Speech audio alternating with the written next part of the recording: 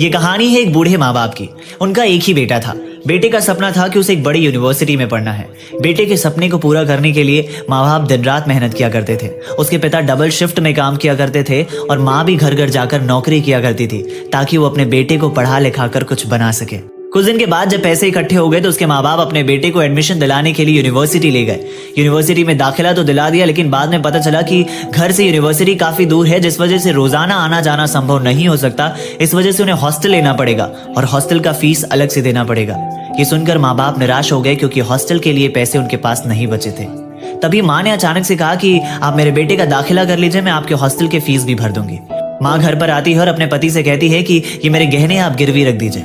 पिता ना चाहते हुए भी उन गहने को गिरवी रख देते हैं क्योंकि सामने उनके बेटे का सपना नजर आने लगता है। उस गहने से मिले पैसे को वो यूनिवर्सिटी में देकर अपने बेटे का हॉस्टल का फीस भी भर देते हैं और बेटा यूनिवर्सिटी में पढ़ने लगता है, हॉस्टल में रहने लगता है और माँ बाप से रोज फोन पर बात किया करता था।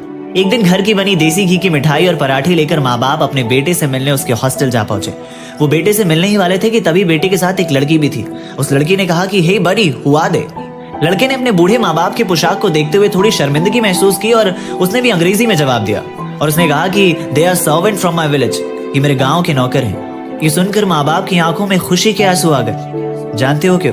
क्योंकि उनका बेटा अंग्रेजी बोलने लगा था। अर्थात आजकल की ऐसी शिक्षा और ऐसी ज्ञान का क्या मतलब जो अपने माँ बाप की कदर करना भूल जाए। आज कदर कर लो अपने बूढ़े माँ बाप की, उन्हें नजरअंदाज मत करो। याद रखना, जिस दिन वो तुम्हारे जिंदगी से चले जाएंगे उस दिन मखमल के तकिए पर भी नींद नहीं आएगी। वो कहते हैं ना कि फूल कभी दोबारा नहीं खिलते, जंग कभी दोबारा नहीं मिलते। मिलते तो लोग हजार हैं जिंदगी में, मगर हजार गलतियां माफ करने वाले माँ बाप दोबारा नहीं मिलते।